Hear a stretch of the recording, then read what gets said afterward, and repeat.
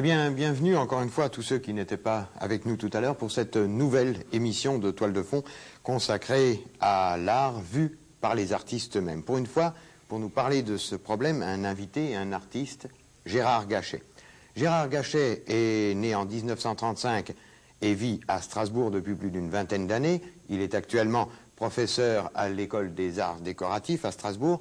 Gérard Gachet, vous êtes un artiste, mais vous n'êtes pas ce qu'on peut appeler un peintre, vous êtes plutôt un dessinateur. Alors, peintre, dessinateur, pourquoi dessinez-vous et pourquoi ne peignez-vous pas? Bon, il y a deux raisons à cela. La première, c'est que décidément j'ai un tempérament de graphiste, si l'on veut, de dessinateur. Je me sens beaucoup plus à l'aise dans le dessin que dans la couleur. Il m'est arrivé de faire des peintures, mais qui sont certainement plus valoristes que colorées, vraiment. Et manifestement, c'est un médium qui me satisfait et qui me permet effectivement de m'exprimer tout à fait bien, je l'espère, en tous les cas mieux que la couleur, que je juge dans un deuxième temps, donc un peu bavarde pour le mode et le choix d'expression qui est un peu le mien, qui est, disons, le réalisme fantastique.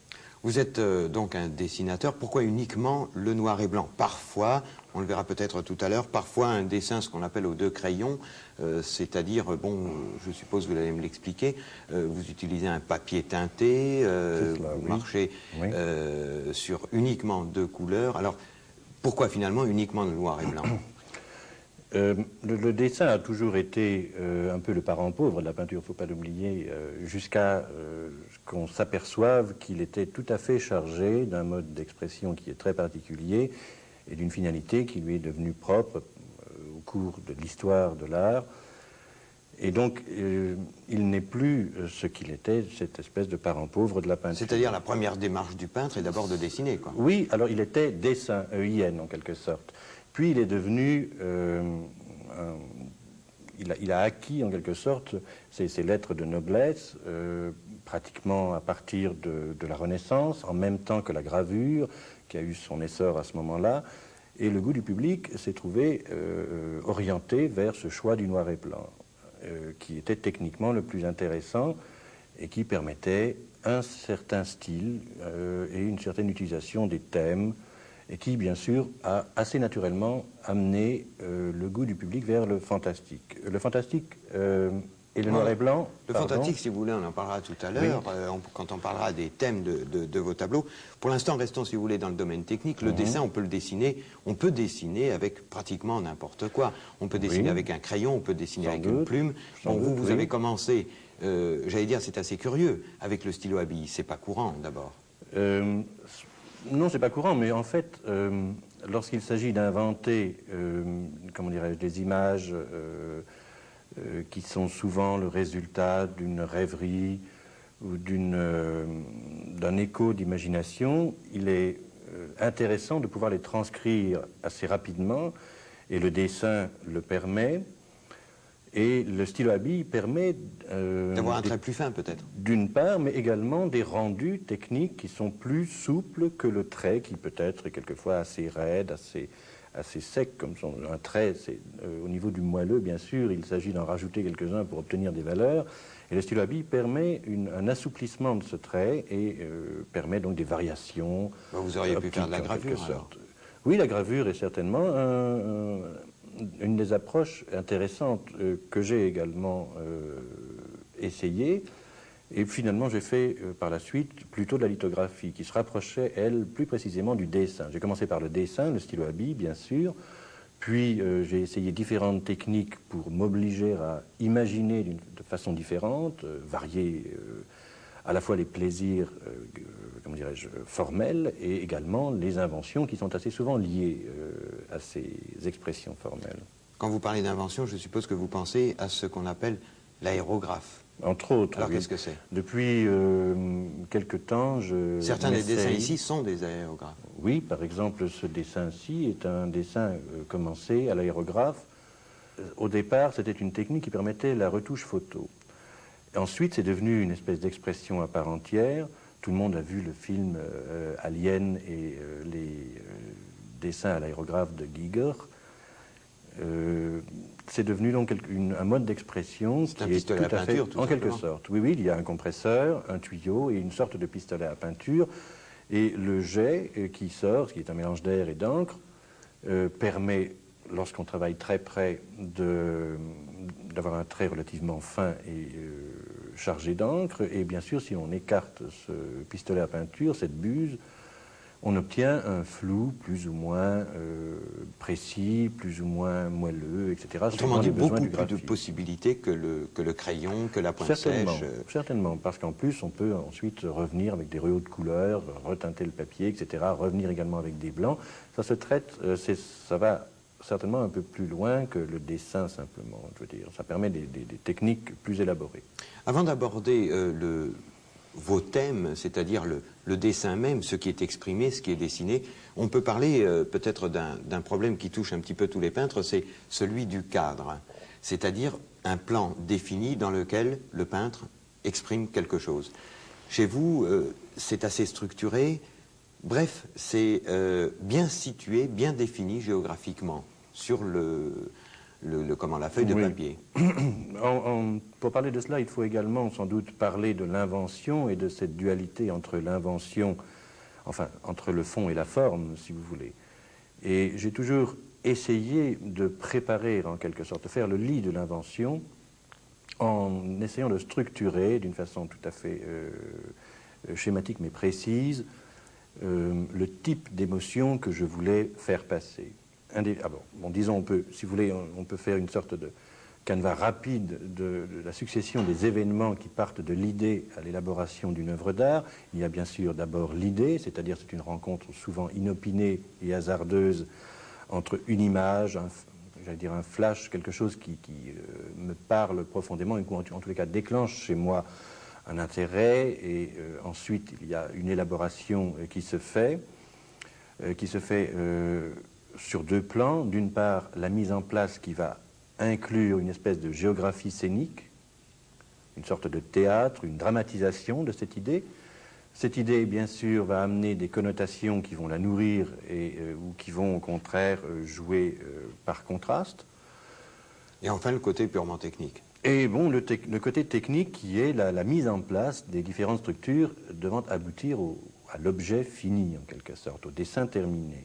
Vous abordiez le problème de l'imagination. Les thèmes chez vous sont relativement simples. Il y a la femme, l'érotisme, oui, disons-le. Oui, oui. Il y a également le monde des insectes, le monde minéral, le monde végétal. Vous faites un petit peu, on dirait presque dans chaque tableau, un amalgame entre ces différents thèmes. Sans doute. Il est bien certain que j'ai des thèmes de prédilection, mais il est également certain que le spectateur qui perçoit ces œuvres doit être, comment dirais-je, envahi sur le plan de la perception par ces émotions, comment dire, tactilo-visuelles, si vous voyez ce que je veux exprimer.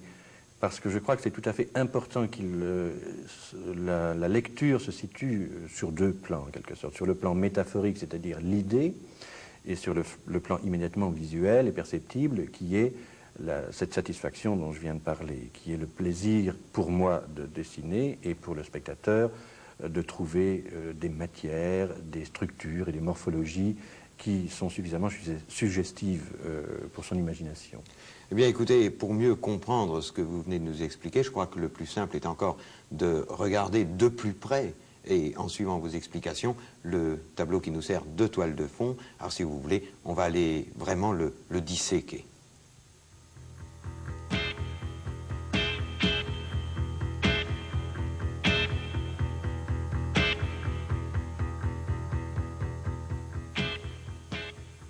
Le tableau qui nous sert de toile de fond, le voici. Première constatation, ce n'est pas un tableau fini. Effectivement, il n'est pas fini.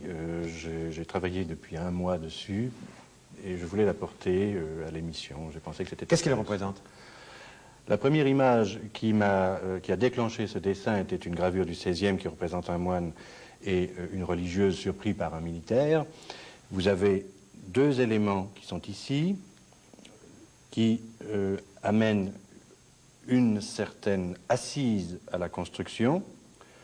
Vous avez ici un axe sur lequel également s'appuie cette construction, qui indique ensuite une niche où va se situer cette espèce de personnage qui est à la fois le symbole, bon, le voyeurisme bien sûr, mais également la respectabilité et qui implique donc une construction basée sur une succession d'éléments obliques soutenue par cette verticale et qui renvoie naturellement le spectateur vers l'objet principal du tableau qui est le regardeur en quelque sorte. C'est un aérographe. C'est On le voit l'aérographe. par exemple, je pense, au dessin qui est ici, qui est Oui. relativement diffus par rapport à d'autres plans comme ici, C'est qui sont cela. nettement plus nets comme trait de crayon. Oui. Alors l'aérographe permet à la fois des valeurs souples, comme ici par exemple, et également des choses beaucoup plus fouillées et qui, bien sûr, par leur contraste, amènent chez le spectateur un intérêt accru pour ce fameux constat, disons, tactilo-visuel que j'essayais d'exprimer tout à l'heure. On retrouve également tous vos thèmes, les thèmes qui vous sont chers, la mort, on le voit par exemple aux doigts, on dirait presque les doigts d'un cadavre. Oui, enfin, c'est bien évidemment dans la symbolique que l'image se passe. Elle ne doit pas être immédiatement perçue. C'est surtout en tant que succession de plans vers le personnage principal que cette main apparaît d'une façon particulièrement importante. Et elle doit beaucoup plus symboliser à la fois la tension de ces deux personnages en coupelle, mais également l'impression de danger, l'impression de surprise qui doit normalement être suggérée par cette main. On peut se poser des questions, on remarque bien sûr, on reconnaît certains éléments, comme par exemple Oui. des roches ici, des arbres Oui. un peu plus haut. Par contre, ce dessin, qu'est-ce que ça veut dire? C'est que tout simplement, il y a des éléments qui sont éminemment figuratifs, mais que tout le dessin, dans son ensemble, doit être, comment dirais-je, lié à une sorte de musicalité et une sorte de vitesse qui est, elle, tout à fait étrangère au constat réel, réaliste.